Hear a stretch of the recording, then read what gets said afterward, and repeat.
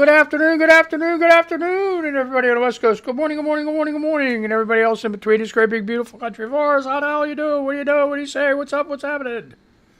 Oh my God! It's Monday, Spit Choke and Puke Monday. It's not a kid's show. You got come bunches running around. Time to put them for a nap. They're old enough to be in school. They should be in school. If they're homeschooled, get break time. Hello Canada. Hello UK. Hello Ukraine. Uh-huh. Oh my gosh. Yesterday was a disaster for the Detroit Lions. My team. It was terrible. It couldn't get any worse. I was thinking about it last night and this morning. And I think the critical mistakes the biggest things is they got comfortable when they had that 17-point lead, and they should have never done that because they were never able to recover from that. All right? And when San Francisco started coming back, they didn't know how to handle it. If they would have stayed on the edge the whole time, I think, they would have, had a good chance. But here's the thing, too. And I think this is a coaching mistake. Instead of those 2 fourth downs where they could have had field goals, they should have taken the field goals because they would have won. They would have won. Hands down. So, oh well, we'll get them next year. I think they learned their lesson. I really do. I don't think they're going to get comfortable anymore with anybody. Great team, great coach. That coach reminds me of when Chuck Noll took over the Pittsburgh Steelers. A young fire, energy, I think, this one, at least this guy, Dan Campbell, he don't show it so much on the field, but I bet he shows it in the locker room. His fire, energy. Maybe you should show that more on the field, too. I don't know. He is a good coach, though. Look where he's brought him in just 2 years. So, I think first year when he took over, he was like 0-10 or something like that. Oh, jeez. And then the damn Ravens. I had them picked to win the Super Bowl, and I picked them way, way, way back during the season. I would have won a nice piece of change, but they farted. They blew it. So, anyway, what else is going on? Goddamn Trump telling the Republicans not to pass that freaking border thing, funding bill. What the hell? See, the thing is, he don't care. None of them. They don't care about you. If you're a Republican, I'm sorry, if you're listening to this, I hope you don't get too disgusted with me. But it makes sense. They don't care about you. Everything that they do they want to hurt the Democrats, guess what? You too. You too. It's not just like Democrat jabbing and stabbing. It's the country. The country jabbing and stabbing. They aren't helping anyone. They're not helping anyone. They think they're hurting us. They think they're hurting us, the Democrats? No, they're hurting you. They're hurting you. If you can't see that, you can't blame Biden for stuff that the Republicans just refuse to do. That doesn't make sense. Biden has to do what the majority of Congress, which are Republicans, dictate. The only thing he could do is veto something. You know, and the way Joe is, you know, if it's anything good, he's not going to veto it. If it's for you, he's not going to veto it.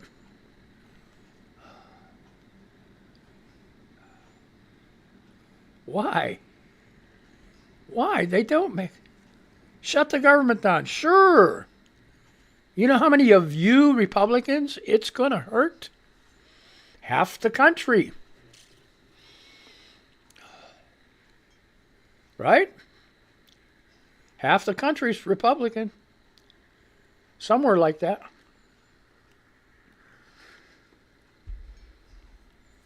So they're not screwing the Democrats alone.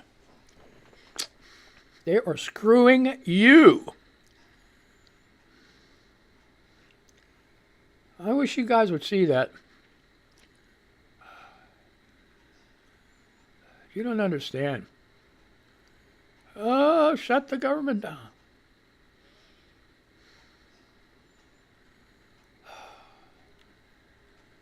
Doesn't make sense. You know, what are you going to do? And you hate the Chinese, right? God, are we into them for some money?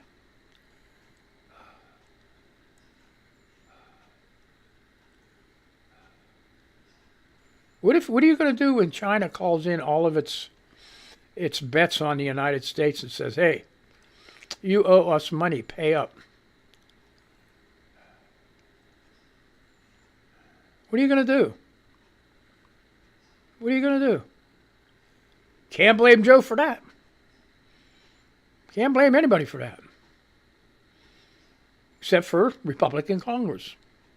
Well, you want to blame Donald Trump for telling them not to do anything. He's so confident he's going to win that he's risking, and it's him. He only cares about him.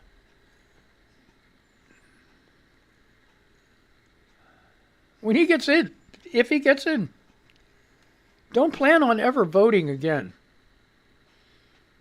He's going to nix that right off the bat. You will never be able to choose a leader again.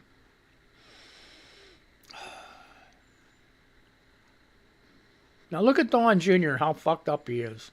Excuse my language. Told you it's not a kid's show.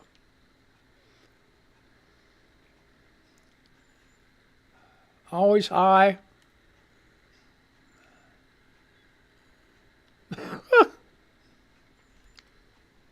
Eric Trump, what are you doing? I mean, you want them to be your leader? Seriously? Are you kidding me? What do you think they're going to do for you? They're going to tell you, let them eat cake. That's what they're going to do. You'll be on your own. They've already destroyed your ladies, Republican ladies. They've already destroyed your choice with your body. You think they're going to stop there? They're going to take away your vote next. You don't think it's not true? My God.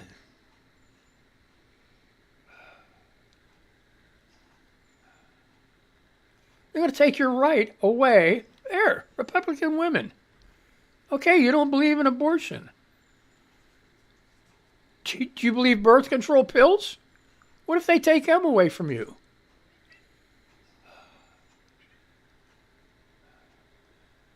Get your calendars out and hope for the best? With your cycles and everything? I bet you the majority of young ladies nowadays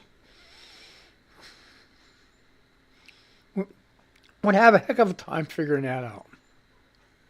It would be pot luck. Because right now, the majority of these young ladies, all they know is take your pill every day.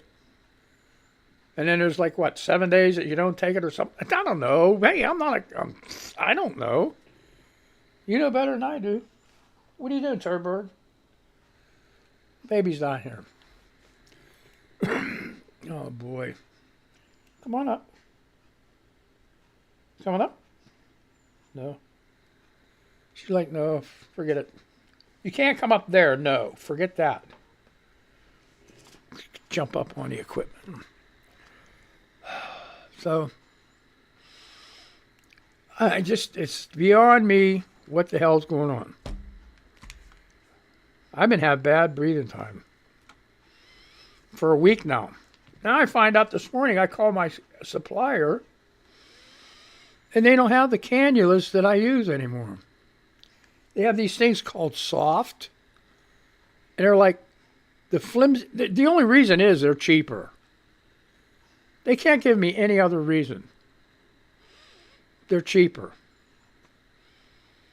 Okay? They don't carry them anymore. So that means now I'm going to have to buy my own. And the price of this stuff, you know, it should only cost like $2, right? Hell no. You know, like maybe 10, 15, I don't know, a lot of money. I looked it up before. It was freaking, I'm like, that's ridiculous to charge people that much money for that stuff. So, that's just crazy. Crazy. So what's going on in the news? Yeah. There was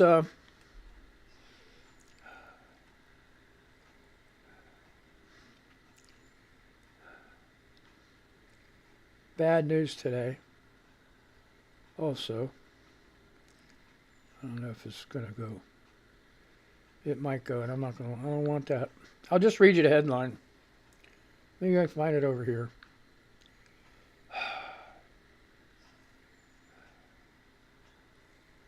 U.S. Look at the state of fuck here. Oh man, this is terrible. This should be top news, right? Top news, CNN. It's not even listed here. Not even listed there.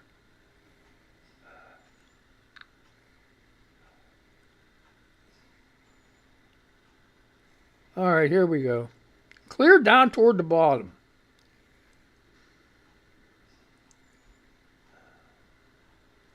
And then they're not even talking about it. Okay, I'm going to go to the other.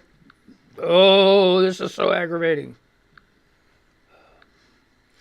Okay, little to no, this is on BBC.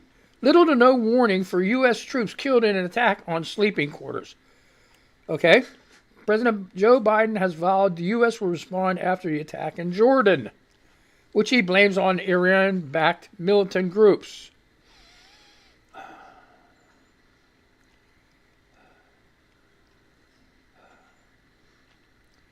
So, U.S. drone attack. Death of U.S. troops ratchets up pressure on Biden. See, I don't know what the hell. This is BBC 2. By Lise Duche, 18 hours ago. The death of 3 U.S. servicemen and injuring of many others at a base in Jordan now ratchets up the pressure on the U.S. Commander-in-Chief, President Joe Biden. This marks the first time American troops have been killed by enemy fire since the Israeli-Gaza war erupted. This sharp escalation seemed to have been all but inevitable. Since mid-October, U.S. military installations in Iraq and Syria have repeatedly come under attack by Iran-backed militias, injuring a growing number of U.S. soldiers. You know what? This is so mad. The U.S. has repeatedly retaliated by striking targets in both countries. But this time the U.S. will need to consider whether to hold Iran itself responsible. It's an option and an escalation fraught with significant risk. This is true. He said, we will hold all those responsible to account at a time and in a matter of our choosing, was the U.S. President's vague first warning. The U.S. knows it now needs to be seen to do more to protect the lives of its servicemen and women. The President's critics will exploit this crisis to accuse him again of being soft on Iran. But his presidency has been about fighting faraway wars with clear red lines to avoid dragging Americans into a much costlier engagement. Which is so true. So if you want to read the rest of this, this is in the BBC. Under Middle East, U.S. drone attack, death of U.S. troops ratchets up pressure on Biden. So, CNN, you suck. Sorry, dude, you suck. All right, here, 56 minutes ago. Let's see this. Here we go. Since they're so intent on frickin' pushing this news off on you. Okay? And then I'm going to social news, okay? Speaker Mike Johnson's historically narrow majority has shrunk even further. By Claire Foran and Kristen Wilson. CNN. Okay, so that was today at 7 in the morning they got this out. House Speaker Mike Johnson is overseeing one of the smallest House majorities in history as Congress confronts upcoming battles over government funding and contentious fights over immigration and impeachment. Republicans currently control just 219 seats, while Democrats control 213 after Ohio GOP Representative Bill Johnson resigned from Congress earlier this month to take a job as president of Youngstown State University. Okay. The razor-thin majority presents an enormous challenge for the Speaker, leaving him with almost no room for error as he navigates demands from competing wings of his party. There are currently 3 vacancies in the House following Johnson's departure. Former Speaker Kevin McCarthy's resignation from Congress at the end of the last year, and the expulsion of former GOP Representative George Santos of New York. Remember that guy? He was funny. Democrat, yeah, you can't pick on him no more. He's no longer in the thing, you know. I guess, yeah, there's nothing to pick on him about because he's not in the news. How about that? So, Democratic Representative Brian Higgins of New York has also announced plans to leave Congress and will be stepping down on February 2nd, his office told CNN. See, here's what they're doing. They're making it... What the hell was that? Stop that. Why am I getting that? It's supposed to be, you know, did you hear that shit? Oh, man. I don't know. So, where am I at? Okay, so this Brian Higgins... No, get the hell out of here. I don't want that shit. No, what the hell? Bring it back. It's one of them days, folks. It's Mangled News. That's what it's about.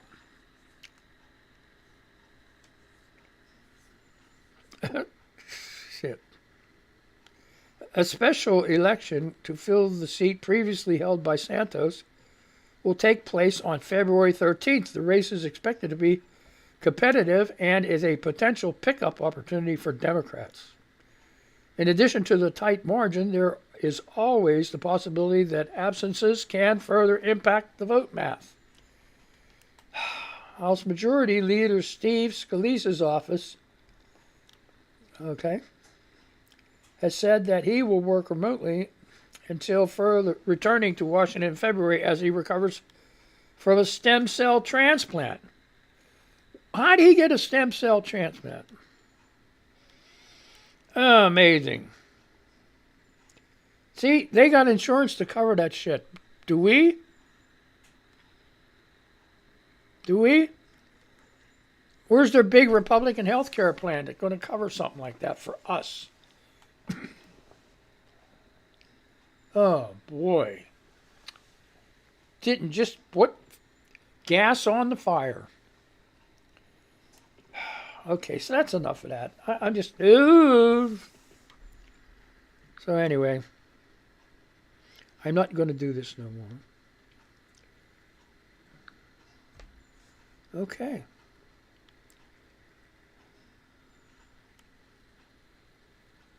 Listen to this. Here's something else. Oklahoma GOP votes to condemn Senator Lankford for role in bipartisan border talks. How stupid are these people? You're stupid, Republican people in your local state and state offices. There, I said it. What are you going to do? The Oklahoma Republican Party approved a resolution over the weekend condemning and censuring Senator James Lankford, the state's senior senator, for his role in the ongoing bipartisan border negotiation in Congress. Oklahoma Republicans, no, not all Oklahoma Republicans, just these assholes that were elected,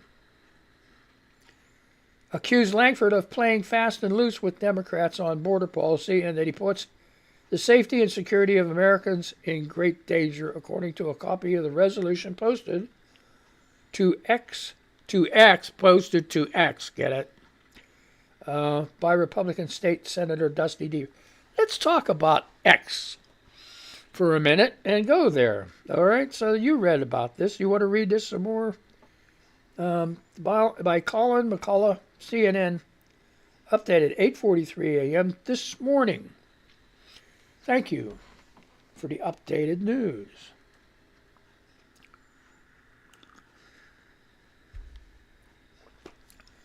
I still have a few friends left on X. They're migrating slowly to Threads or Blue Sky, which is great. But a lot of these people, like, come hell or high water, you know, they're gonna ignore everybody around them and just stay with X. And I don't want to say goodbye, so I still say good morning and good night. Shoot me. I don't care. You know, because they're my friends and I don't want to abandon them. But X has turned into a real shit show. So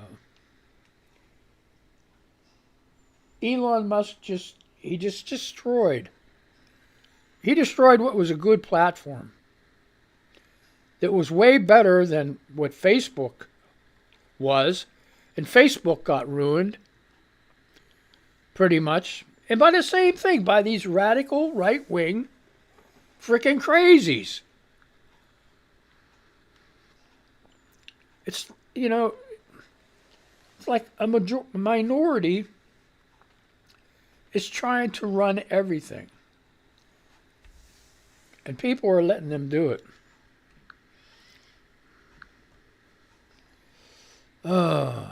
So let's go to X.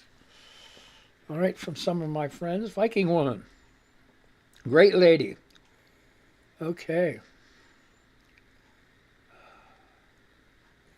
So Viking woman, Monday's selection at O Donuts. It's a donut place in Canada. And she said the sour cherry cola I'd pick first. And she got a picture of all these different donuts. Oh, my God.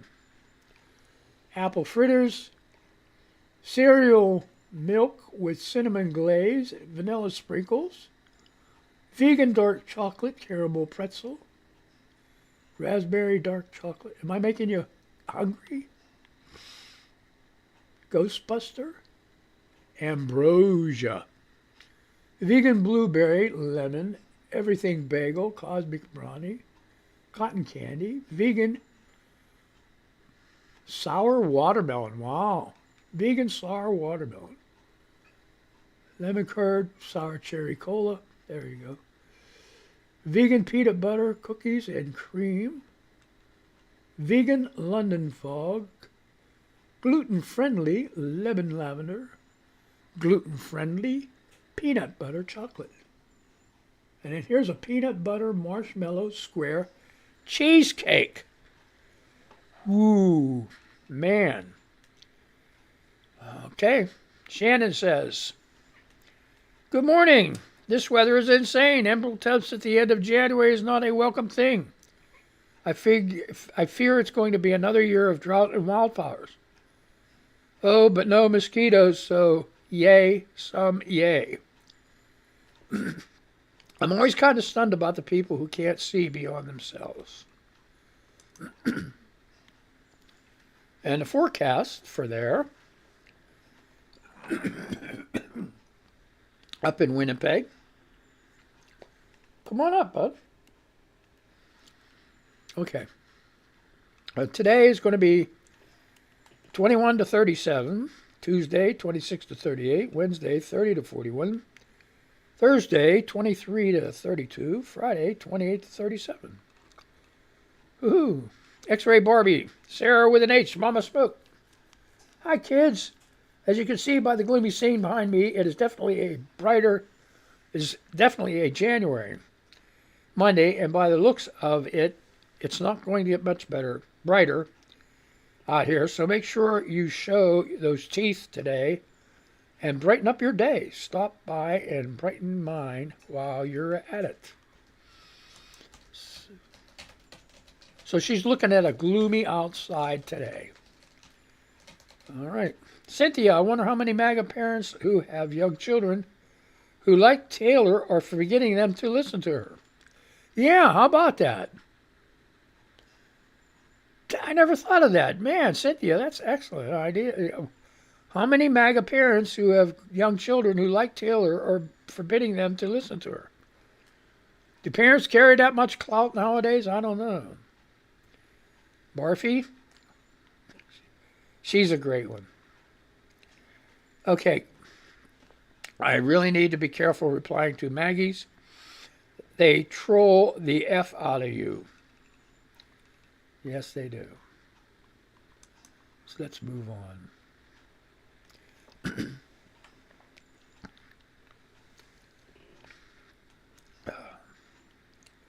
Okay, living in a cloud.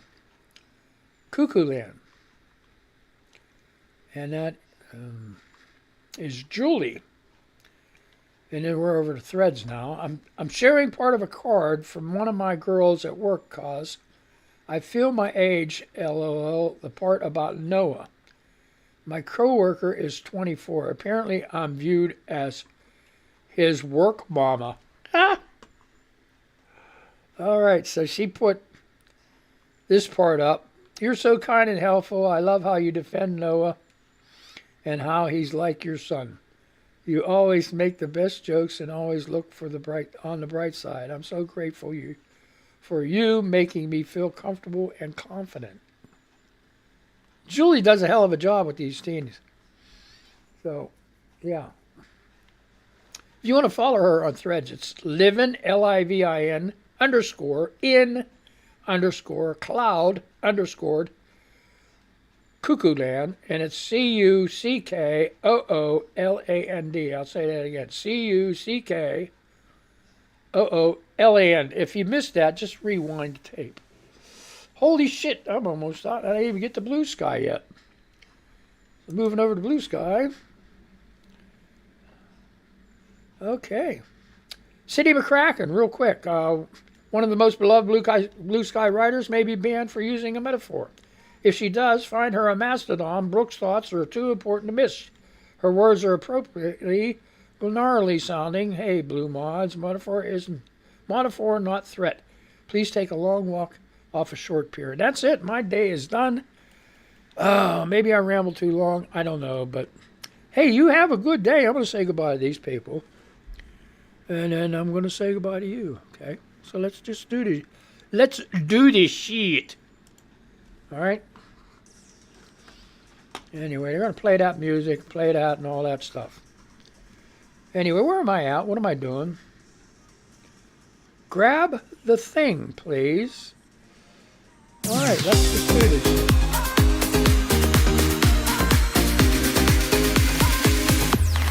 Yeah, you have a good day. Don't get that wrong. He's gonna screw it up. Chuck's Mangled News. Hi, I'm back. I'm back.